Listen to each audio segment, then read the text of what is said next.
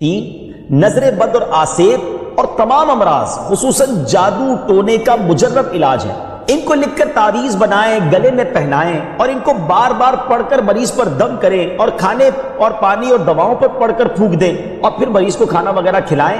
انشاءاللہ عز و جل ہر مرض اور بالخصوص جادو ٹونا دفع ہو جائے گا، مریض شفا یاب ہو جائے گا۔ اسی طرح قرآن مجید کی دوسری تمام صورتوں کے خصوصی خواص ہیں جن کو بہت خوبصورت کتاب جنتی زیور ہے اس میں بھی آپ پڑھ سکتے ہیں ناظرین۔ اسی طرح ہمیں چاہیے کہ قرآن پاک کی تلاوت کرتے رہیں، قرآن پاک کی ہر حرف میں۔ اسلامی بھائیوں اور مدنی چینل کے ناظرین، ایک بار پھر پروگرام پیغام قرآن لے کر حاضر ہے۔ ہر ہی پروگرام میں ایک قرآن پاک کا واقعہ اور اس سے ملنے والا سبق حاصل کرتے ہیں۔ آج ایک بڑا ہی عجیب و غریب بھی اور دردناک واقعہ بھی ہے۔ نبی پاک علیہ الصلوۃ والسلام سے ہم سب کو بے انتہا محبت ہے اور یہ ایمان کی جان ہے۔ نبی پاک سے محبت نہیں تو ایمان بھی کمپلیٹ نہیں ہوتا۔ اور جب نبی پاک علیہ الصلوۃ والسلام کو تکلیف پہنچے یا نبی پاک علیہ الصلوۃ والسلام کو کسی طرح کی کوئی ایذا پہنچے تو یقیناً جب امتی اس کو پڑھتا ہے، سنتا ہے تو دل پر بھی تکلیف ہوتی ہے۔ ایک ایسا ہی واقعہ جس میں ہمارے آقا علیہ الصلوۃ والسلام کو تکلیف پہنچائی گئی، نبی پاک علیہ الصلوۃ والسلام پر جادو کیا گیا۔ ناظرین، آج یہ واقعہ ہم سنیں گے اور یہ قرآنی واقعہ ہے اور اس کے ذریعے بہت ساری باتیں بھی سنیں گے۔ جادو کے بارے میں بڑے مسکنسیپشن ہیں لوگوں کے ذہنوں میں اور سمجھتے ہیں کہ جادو کا توڑ کرنے کے لیے بڑے عجیب و غریب عمل کرنے پڑیں گے، بڑے گناہوں والے کام کرنے پڑیں گے، اللہ کی ناراضگی والے کام بھی لوگ کرنے کے لیے تیار ہو جاتے ہیں، حرام اور ناجائز کام کرنے کے لیے تیار ہو جاتے ہیں اور سمجھتے ہیں کہ اس سے جادو سے بچا جا سکے گا۔ البتہ جادو کروانے کے لیے بھی لوگ بڑے ہی ناجائز اور حرام کام کرتے ہیں جو کہ جہنم میں لے جانے والے کام ہوتے ہیں۔ اللہ مجھے اور آپ کو ہمیشہ جادو ٹونے آسیب سے محفوظ رکھے، ہر قسم کی بلاؤں سے محفوظ رکھے۔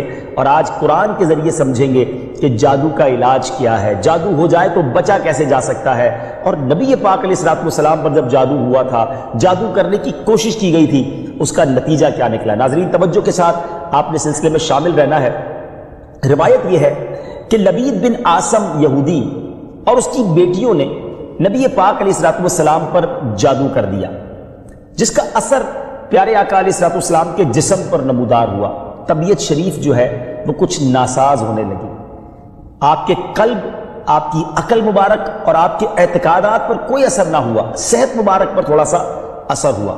چند روز بعد حضرت جبریل امین بارگاہ رسالت میں حاضر ہوئے اور عرض کی، یا رسول اللہ صلی اللہ علیہ وسلم، ایک یہودی نے آپ صلی اللہ علیہ وسلم پر جادو کر دیا ہے اور جادو کا جو سامان ہے وہ فلاں کنویں میں ایک پتھر کے نیچے دبا ہوا ہے۔ سرور کائنات علیہ الصلوۃ والسلام نے حضرت علی مولا کائنات شیر خدا کرم اللہ تعالی وجہ الکریم کو بھیجا۔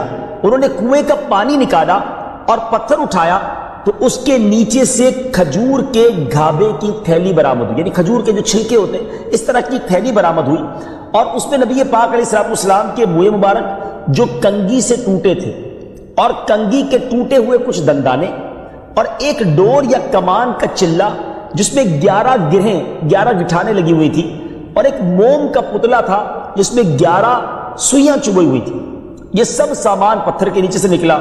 اور یہ مولا علی کرم اللہ تعالی وجہ الکریم یہ سارا سامان لے کر نبی پاک علیہ الصلوۃ والسلام کی بارگاہ میں آ گئے۔ اس کے بعد سبحان اللہ، اب اس کا توڑ کیسے آیا، اس کا علاج کیسے ہوا، اس کا حل کیا نکلا؟ جبریل امین اللہ تبارک و تعالیٰ کی بارگاہ سے سورہ فلق اور سورہ ناس لے کر حاضر ہوئے، یعنی اب جو سورہ فلق اور سورہ ناس ہے وہ نازل ہوئیں، اور ان دونوں صورتوں کو ملائیں تو ناظرین اس میں 11 آیتیں ہیں۔ ہر ایک آیت کے پڑھنے سے ایک ایک گرہ کھلتی جاتی تھی، یہاں تک کہ سب گرہیں کھل گئیں اور پیارے آقا علیہ الصلوۃ والسلام بالکل شفا یاب ہو گئے۔ سبحان اللہ، سبحان اللہ۔ ناظرین، اب اس واقعے سے بہت ساری باتیں میں نے اور آپ نے سیکھ لی ہیں۔ پہلی بات یہ ہے کہ یہ بخاری شریف میں ہے کہ پیارے آقا علیہ الصلوۃ والسلام جب بستر شریف پر تشریف لاتے تو اپنے دونوں ہاتھوں پر دم کرتے اور اپنے سر سے پاؤں تک پورے جسم پر اپنے ہاتھوں کو پھیرایا کرتے، جہاں تک دست مبارک پہنچ سکتے یہ عمل 3 مرتبہ فرماتے، یعنی نبی پاک علیہ الصلوۃ والسلام ان دونوں صورتوں کا اپنے اوپر بھی دم کیا کرتے۔ اور ایک اور جگہ پر بھی یہ ہے، حدیث عائشہ رضی اللہ تعالیٰ عنہ میں ہے کہ جب نبی پاک علیہ الصلوۃ والسلام کے گھر والوں میں سے کوئی بیمار ہوتا تو آپ علیہ الصلوۃ والسلام ان دونوں صورتوں کو پڑھ کر اس پر دم فرمایا کرتے تھے۔ تو یہ نبی پاک کے معمول میں تھا تو آج اگر ہم میں بھی کوئی بیمار ہو جائے، فیملی میں کوئی بیمار ہو جائے، اپنے آپ کو ان آفتوں سے بچانا چاہتے ہیں تو اول آخر 3 بار درود پاک پڑھیں، سورہ فلق اور سورہ ناس کی تلاوت کریں، اپنے ہاتھوں پر دم کر کے اپنے جسم پر پھیر لیں، کسی مریض پر دم کر دیں، انشاءاللہ اس کی برکت ملے گی۔ یہاں ایک اور مسئلہ بھی سیکھنے کو ملے گا کہ تعویذات اور عملیات میں جس میں کوئی لفظ کفر و شرک کا نہ ہو وہ جائز ہے۔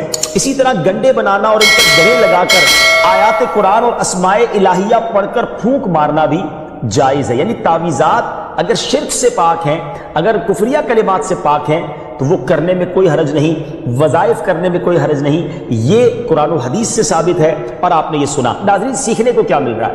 خلاصہ یہ ہوا کہ سورہ فلق یعنی قل اعوذ برب الفلق اور قل اعوذ برب الناس، یہ دونوں صورتیں جن اور شیاطین، نظر بد اور آسیب اور تمام امراض خصوصاً جادو ٹونے کا مجرب علاج ہے۔ ان کو لکھ کر تعویذ بنائیں، گلے میں پہنائیں اور ان کو بار بار پڑھ کر مریض پر دم کریں اور کھانے اور پانی اور دواؤں پر پڑھ کر پھونک دیں اور پھر مریض کو کھانا وغیرہ کھلائیں، انشاءاللہ عز و جل ہر مرض اور بالخصوص جادو ٹونا دفع ہو جائے گا، مریض شفا یاب ہو جائے گا۔ اسی طرح قرآن مجید کی دوسری تمام صورتوں کے خصوصی خواص ہیں جن کو بہت خوبصورت کتاب جنتی زیور ہے اس میں بھی آپ پڑھ سکتے ہیں ناظرین۔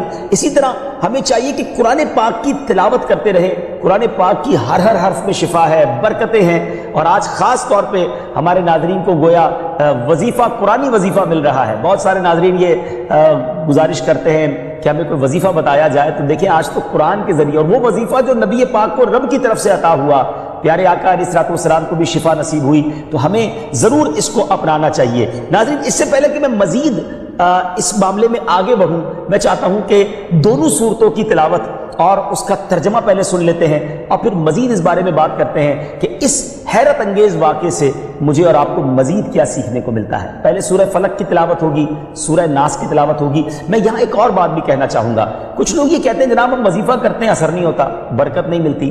پہلے یہ چیک کر لیں کہ آپ کے مخارج ٹھیک ہیں، آپ تلاوت صحیح مخارج کے ساتھ کرتے ہیں۔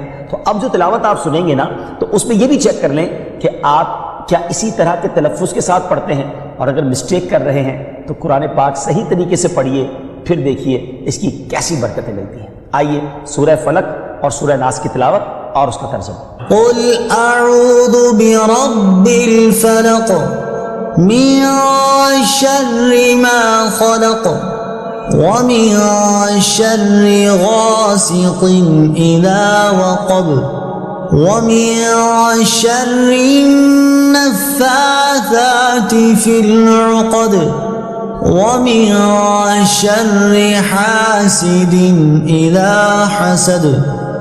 تم فرماؤ میں اس کی پناہ لیتا ہوں جو صبح کا پیدا کرنے والا ہے، اس کی سب مخلوق کے شر سے، اور اندھیری ڈالنے والے کے شر سے جب وہ ڈوبے، اور ان عورتوں کے شر سے جو گروہ میں پھونکتی ہیں، اور حسد والے کے شر سے جب وہ مجھ سے جلے۔ قل اعوذ برب الناس ملک الناس الہ الناس من شر الوسواس الخناس الذي يوسوس في صدور الناس من الجنة والناس۔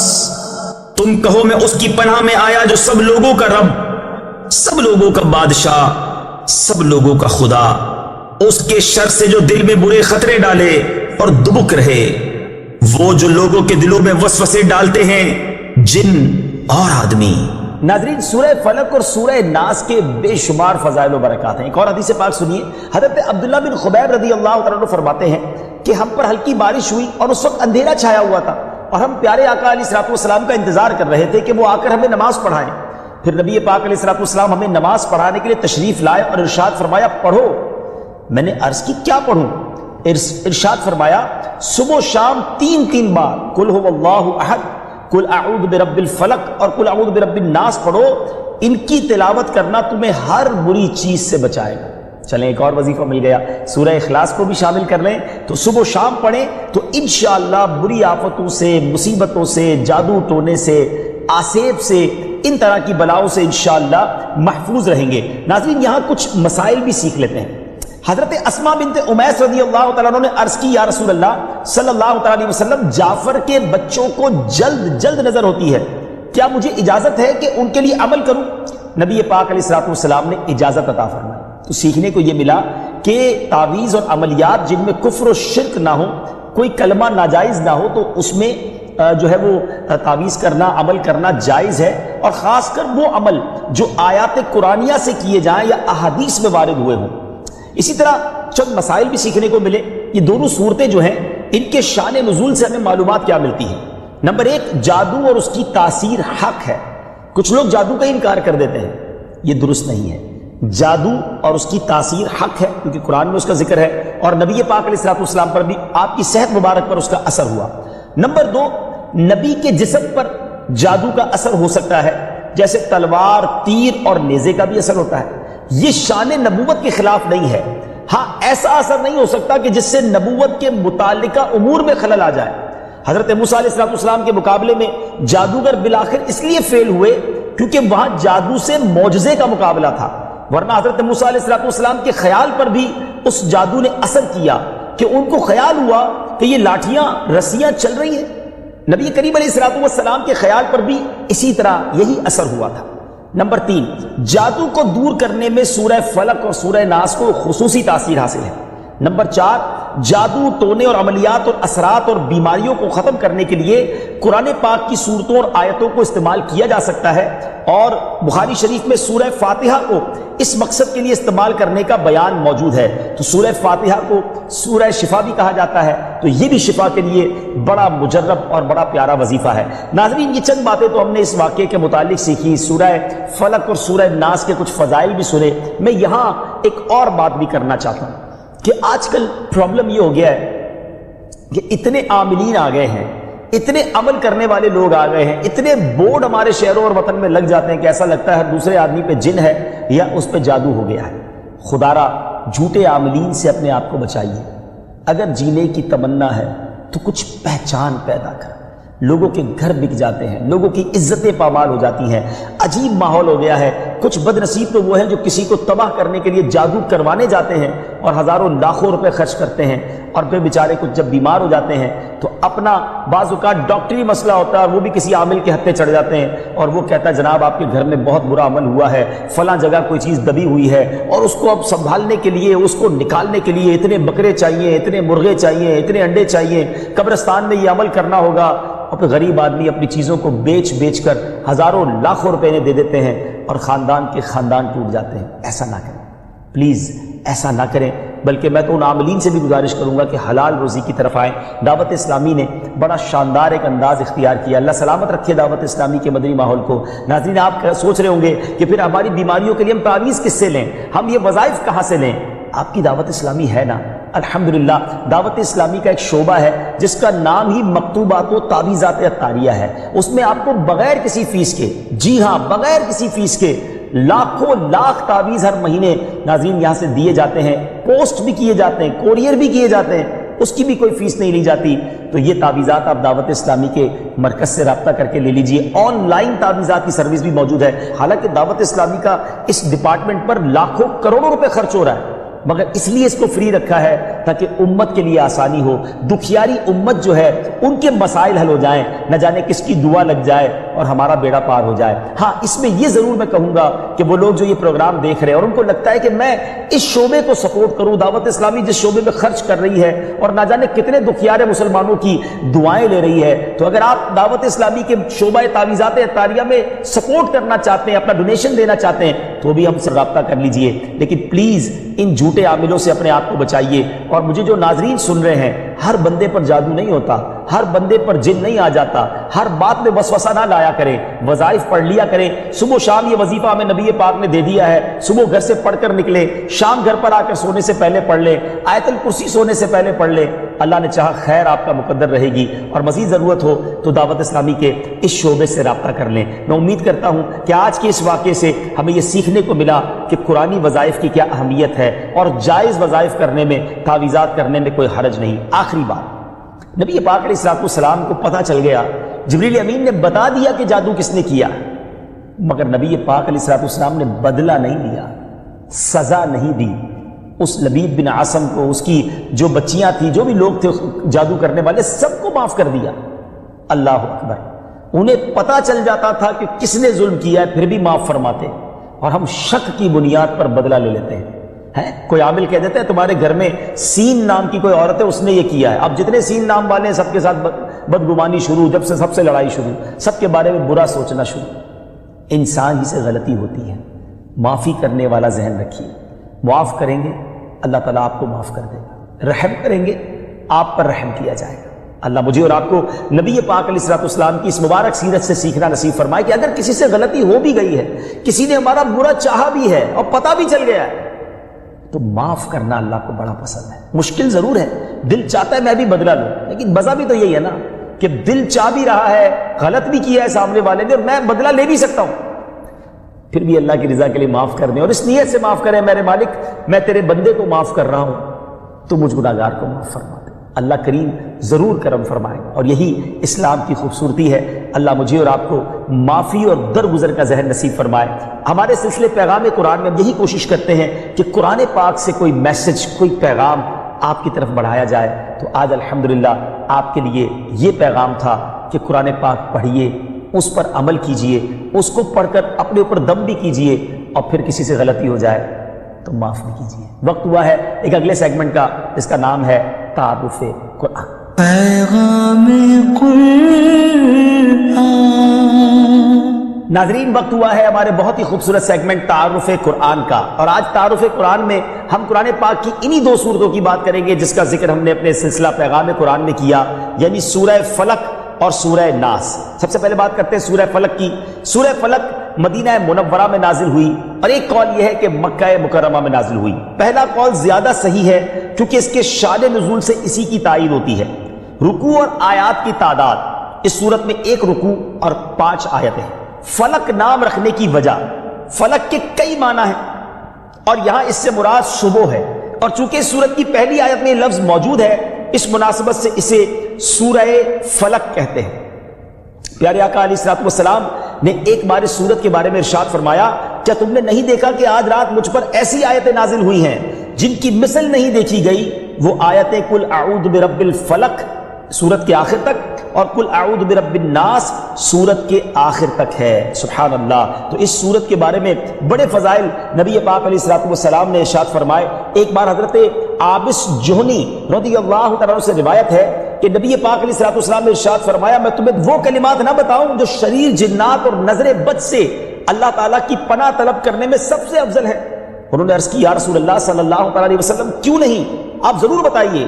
ارشاد فرمایا وہ کلمات یہ دونوں صورتیں ہیں، قل اعوذ برب الفلق اور قل اعوذ برب الناس۔ سبحان اللہ، سبحان اللہ۔ اب آئیے سورہ ناس کے بارے میں کچھ سن لیتے ہیں، اس کی فضیلت بھی جان لیتے ہیں۔ سورہ ناس جو ہے ناظرین، یہ قرآن پاک کی ترتیب کے لحاظ سے سب سے آخری سورت ہے۔ اس کا مقام نزول، سورہ ناس زیادہ صحیح قول کے مطابق مدنی ہے۔ اس سورت میں 1 رکوع اور 6 آیتیں ہیں۔ الناس نام رکھنے کی وجہ، عربی میں انسانوں کو الناس کہتے ہیں، اور اس سورت کی پہلی آیت میں یہ لفظ موجود ہے، اس مناسبت سے اسے سورہ الناس کہتے ہیں، یا اسے سورۃ الناس کہتے ہیں۔ سورۃ الناس کے مضامین، اس سورہ مبارکہ میں ان جنات اور انسانوں سے اللہ تعالیٰ کی پناہ مانگنے کی تعلیم دی گئی ہے جو لوگوں کے دلوں میں وسوسے ڈالتے ہیں۔ سورہ فلق کے ساتھ اس کی مناسبت کیا ہے؟ سورۃ الناس کی اپنے سے ماقبل سورت سورہ فلق کے ساتھ مناسبت یہ ہے کہ سورہ فلق میں ظاہری شر سے اللہ تعالیٰ کی پناہ مانگنے کی تعلیم دی گئی تھی، اور اس سورت میں خفیہ شر سے اللہ تعالیٰ کی پناہ مانگنے کی تعلیم دی گئی ہے۔ اللہ تعالیٰ